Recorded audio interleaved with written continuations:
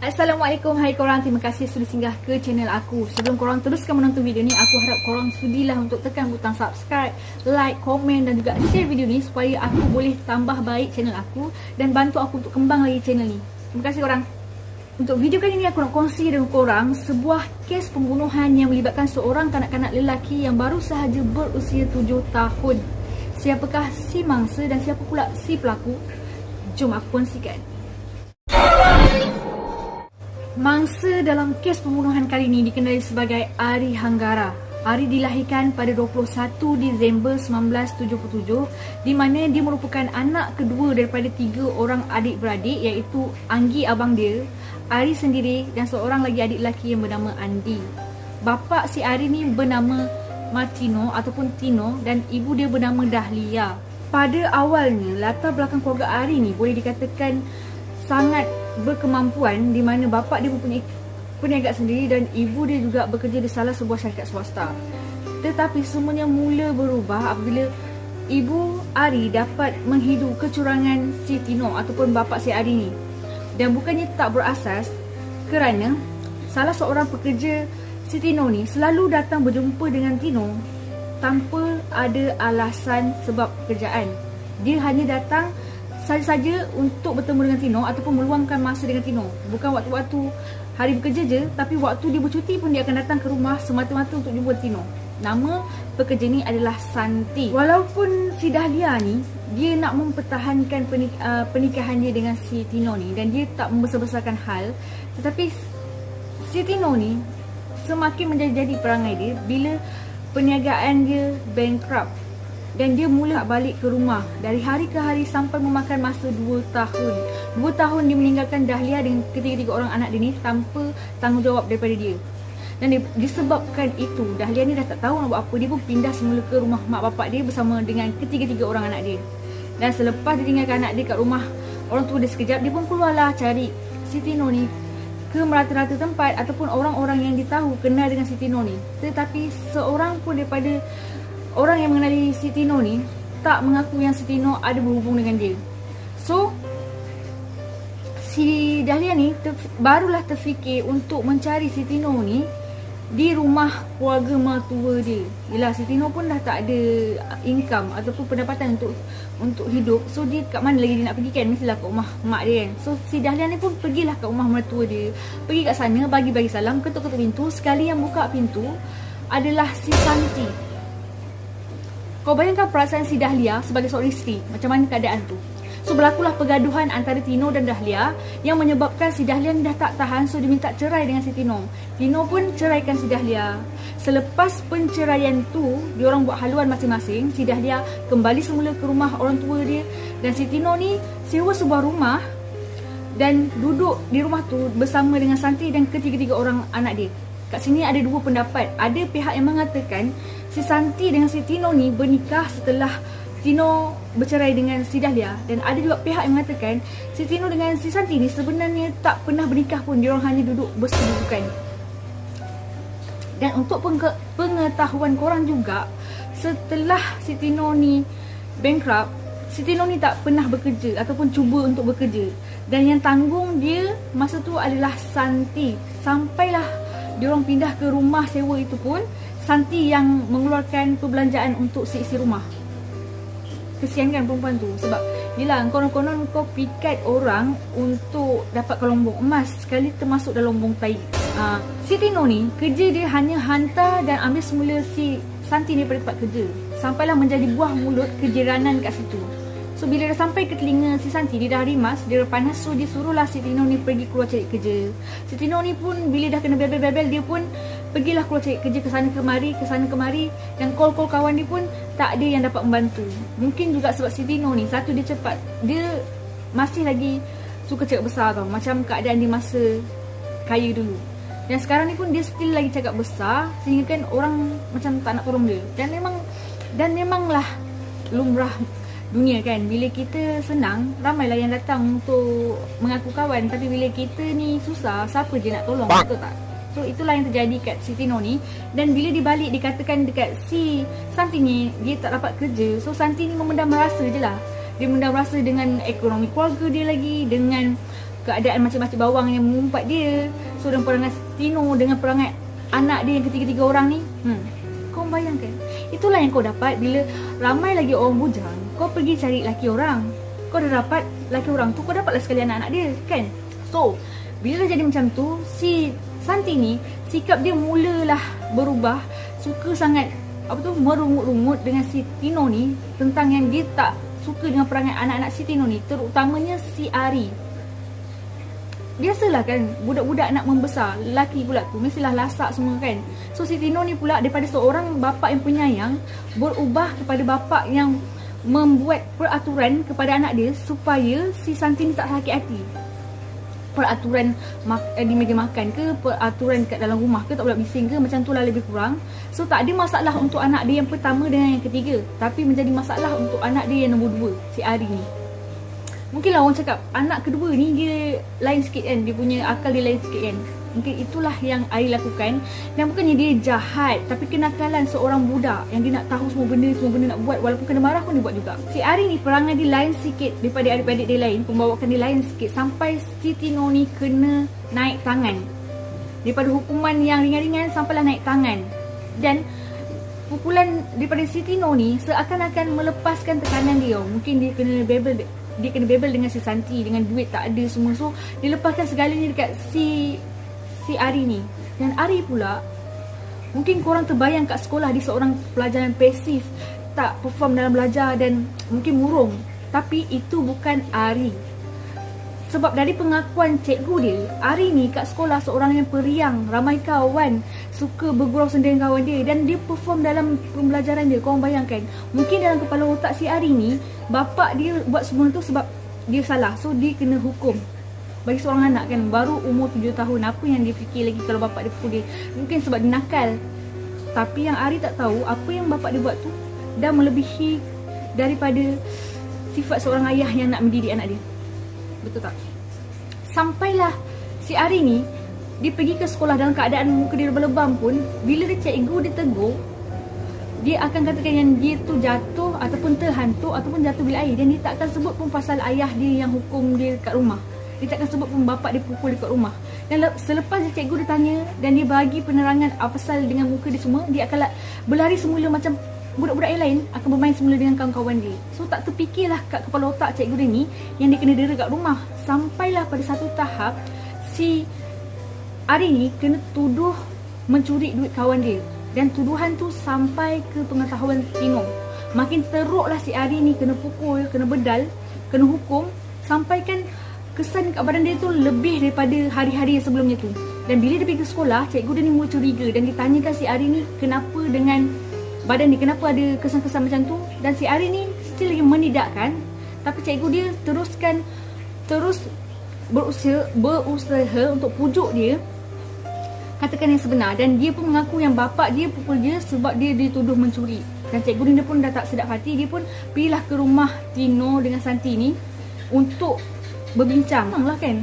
Seorang budak umur 7 tahun dengan lebam-lebam kat muka semua tu, mestilah tak normal kan. So bila sampai rumah, Tino mengaku yang dia pukul anak dia. Si Santi pun menambah-nambah lagi. Kau bayangkan dia cakap dengan si cikgu ni, guru si Ari ni, dia cakap, saya percaya si Ari ni mencuri sebab dia pernah curi duit saya. Saya suruh dia keluarkan duit daripada dompet saya, dia keluarkan lebih daripada yang sepatutnya. So bila cikgu tu dah dengar macam tu, cikgu tu pun bagilah nasihat. Apa pun yang Ari buat sekarang ni mungkin berkait juga dengan apa yang dia lalui kat rumah tu. Yelah, dengan didikan, dengan hukuman yang dikenakan, mungkin budak ni memberontak kan. So bila dia berbincang-bincang, cikgu ni pun bagi nasihat bla bla bla bla bla. Dah tamat lah kat situ. Cikgu ni ingatkan benda tu semua tamat kat situ. Tetapi tak. Cikgu tu silap. Sebab dalam fikiran si Tino sekarang ni, si Ari ni budak yang tak boleh dibentuk, degil sangat. Bukan kepalang degil dia, yang abang dengan adik dia pun tak degil macam ni. So dengan api-apian daripada si Santi ni, si Tino ni buat keputusan untuk hantar Ari ke salah sebuah sekolah agama berasrama. Dan Ari ni pun iakan je lah, dah keputusan bapak dia macam tu kan. Tetapi malangnya, beberapa hari sebelum Ari dihantar, si Ari ni lakukan kesalahan lagi. Dan dihukum dengan teruk oleh bapak dia sampaikan dia tak pergi sekolah. Kau bayangkan beberapa hari sebelum dia dah hantar ke sekolah berasrama tu. Dan apa yang Tino tak tahu, sebenarnya kesalahan kali ni bukan kesalahan daripada Ari, Tetapi kesalahan daripada Anggi, abang dia. Aku pun tak tahu kenapa. Mungkin dalam fikiran si Ari ni, dia tak sanggup tengok abang dia kena pukul. Dan mungkin alang-alang dia dah selalu kena hukum. Mungkin dia boleh bawa benda tu. So dia pun mengakulah kesalahan abang dia tu, kesalahan dia. Si Tino ni pun apa lagi, mungkin dia bertambah geram kot. Budak ni aku nak hantar kat sekolah asrama pun tak berubah-ubah juga. So dia pun hukumlah si Ari ni. Yang si Ari ni dia boleh offer kat bapak dia, ayah ikat je lah Ari. So ayah dia yang cerdik pandai ni, ikutkan kata anak dia tu, dia pun ikat Ari ni tangan dan kaki, diletakkan kat luar, tak dibagi makan korang. Budak umur 7 tahun, bapak dia sendiri buat keputusan macam tu. Santi mana? Santi biarkan je. So nak jadi cerita, bila dah sampai ke malam tak bagi makan, si Anggi dan si Andi, adik dan abang kepada si Ari ni pun curi-curi bagi makan kepada si Ari ni. Tetapi hanyalah biskut untuk alas perut si Ari ni kan. Yelah, dia nak buat apa je, umur dia baru berapa masa time tu. So dia tak dapat tolong lebih daripada tu. Dan 6 hari bulan Disember, 2 hari sebelum si Ari dihantar ke sekolah berasrama tu, si Tino ni masih lagi teruskan hukuman tu. Dia suruh pula si Ari ni yang dalam keadaan lemah cuci bilik air. Kalau kita sendiri pun tak makan, tiba-tiba nak kena buat kerja genyah macam tu, mestilah tak larat kan. So macam tu jugalah Ari yang baru umur 7 tahun ni, dia pun buat kerja dalam keadaan lemah, hujung hayang macam tu, dengan tak makan betulnya, dengan tidur kat mana, tidur kat luar, kena ikat lagi kaki tangan, kena hukum lagi. So dalam keadaan lemah tu dia buat kerja. Tapi dalam pandangan mata si Tino ni, si Ari ni cuba memberontak, cuba mencabar kesabaran dia. Dia pun hukum lagi si Ari ni. Siap dah kena pukul semua, dia siap suruh buat squat yang lurus tangga depan tu, macam lebih kurang macam apa ya, ketuk ketapi macam tu, berulang-ulang kali tau. Si Anggi dengan si Andi yang time tu ada kat situ, dia nampak dah keadaan si Ari time tu dah tuyung hayang, tapi still dia tak mengaku yang tu Anggi punya kerja, Anggi punya salah. Dia still buat apa yang bapak dia buat, suruh time tu, tapi dalam keadaan tu hayang, tu huyung hayang. Kesian kan budak umur 7 tahun. Lepas tu keesokan harinya pula 7 Disember 1984, malam tu si Santi ni datang kat Ari dan cuba pujuk dia supaya minta maaf kat bapak dia sebelum dihantar ke sekolah agama berasrama tu. Si Ari mungkin masa tu budak umur 7 tahun kan, mungkin dia merajuk. So dia merajuk, dia pasrah dah time tu. Dia pun cakap lah, tak apalah mah, biar je lah Ari kena hukum. Ari cakap macam tu je, tapi si Santi ni macam masuk setan tau, macam masuk hantu. Dia lepuk si Ari ni sampai tubuh si Ari ni terhantuk ke dinding. Si Tino yang dengar benda tu, dia datang bukannya nak peluk anak dia ke marah si Santi ni ke kenapa pukul anak dia. Korang tahu apa dia buat? Dia pukul lagi si Ari ni, dihukum lagi, dia pukul lagi belakang Ari, dia pukul. Ari masa tu mata dia lebam, dia pandang bapak dia dalam keadaan yang sayu, mungkin minta belas kasihan, tapi tak untuk si Tino. Dia pukul lagi, dan batang penyapu tu dia ambil, dia pukul si Ari ni sampai penyapu tu patah dua. Korang bayangkan kekuatan yang dia gunakan sampai penyapu tu patah untuk pukul Ari yang baru berusia 7 tahun. Dan si Ari masa tu dia tak pandang dah dalam keadaan yang sayu ke apa, dia pandang Tino masa tu dah dengan penuh kebencian. Dan Santi masa time tu lah dah patah penyapu tu, barulah dia datang, awak dah ni melampau ni, barulah nak hentikan. Kalau niat kau baik, masa awal-awal si Tino datang tu, dia dah coolkan keadaan kan, tapi dia yang mulakan. Korang setuju tak kak? Dia yang mulakan keadaan yang panas tu. So bila si Tino ni nampak anak dia dah pandang dia macam tu, dia pun lepuk sekali lagi si Ari ni sampai dia tertungap ke lantai. Lepas tu si Tino ni dan Santi buat apa? Dia pun balik semula ke bilik untuk tidur. Tapi tak beberapa lama selepas tu, si Tino ni datang semula dengan secawan air. Dia pun bagilah si Ari ni. Ari ni pun minum. Masa Ari minum, si Tino ni cakap lah dekat Ari, ayah buat semua ni untuk kebaikan Ari tau, lepas ni jangan buat lagi ya. Si Ari pun iyalah, dan diorang sempat berpeluk masa tu korang. Selepas daripada tu, si Ari cakap dekat bapak dia ni, ayah boleh tak Ari minta sikit lagi air? Boleh tak Ari minum secawan lagi air? Kau tahu tak apa si Tino balas? Tak boleh. Tadi kan dah minum, Ari janji dengan ayah dia siap suruh anak dia janji dengan dia. Ari janji dengan ayah jangan minum air ni sampai esok, sampai ayah sendiri bagi kat Ari. Lebih kurang macam tu lah perjanjian dia dengan anak yang berumur 7 tahun. Dan si Ari ni pun iyakanlah.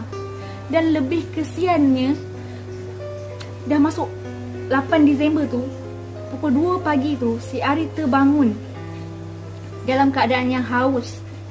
Dan budak umur 7 tahun korang, mungkin masa tu dia rasa dah haus sangat, dah tak larat sangat. So dia pun curi-curi masuk rumah, buka peti ais, tuang air dalam cawan. Bapak dia boleh sedar.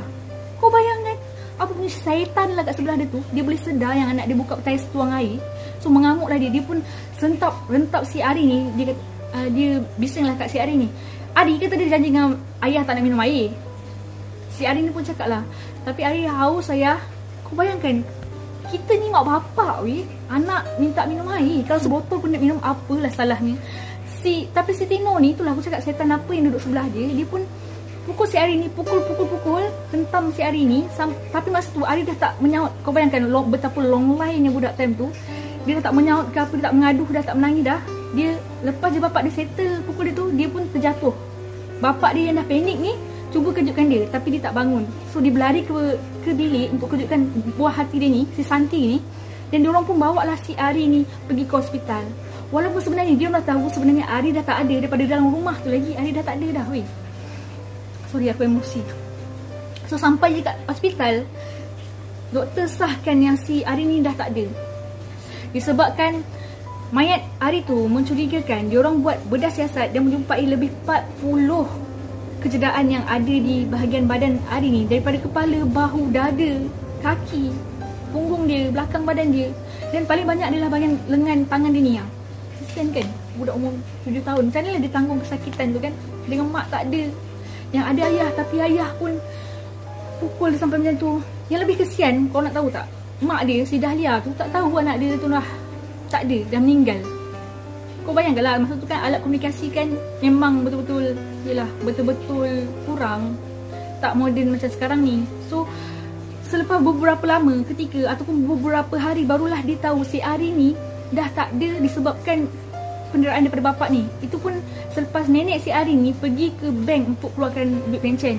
Dan dia terjumpa orang jual surat khabar yang tertulis seorang kanak-kanak meninggal disebabkan penderaan oleh bapa dia. Dia beli, dibaca dan barulah dia tahu tu cucu dia. Lepas tu dibagi kat Dahlia. Kau bayangkan macam mana hancurnya hati si Dahlia time tu.